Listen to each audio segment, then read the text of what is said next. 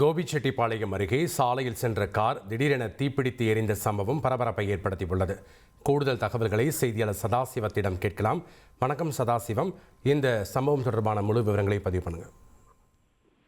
வணக்கம். அதாவது ஈரோடு மாவட்டம் கோபிச்செட்டிப்பாளையம் அருகே செட்டிப்பாளையம் ஆண்டிக்காட்டு தோட்டத்து பகுதியை சேர்ந்தவர் வெங்கடசாமி.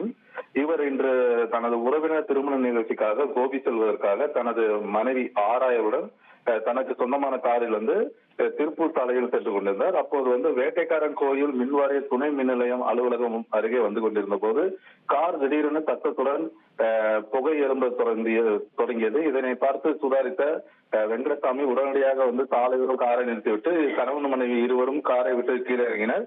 இதற்குள்ளாக கார் முழுவதும் தீ சூழ்ந்து எரிய தொடங்கியது. இதனை பார்த்த வெங்கடசாமி கோபி தீயணைப்பு நிலையத்திற்கு தகவல் கொடுத்தார்.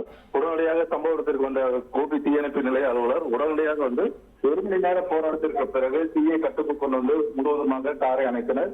இருப்பினும் இந்த சம்பவத்தில் கார் முழுவதும் தீயில் இருந்து சேதமடைந்தது. அதிர்ஷ்டவசமாக கணவன் மனைவி உயிர் தப்பினர். இந்த தீ விபத்து சம்பவம் குறித்து கோபி போலீசார் விசாரணை நடத்தி வருகின்றனர். இந்த தீ விபத்து காரணமாக கோபி திருப்பூர் சாலையில் சிறிது நேரம் போக்குவரத்து பாதிப்பு ஏற்பட்டது. நன்றி சதாசிவம், உங்களுடைய கள விவரங்களுக்கு. அலாவுதீன் நாட்டை காப்பாற்ற போராடும் சாமானிய இளைஞனின் சுவாரஸ்ய கதை தினமும் இரவு 8 மணிக்கு.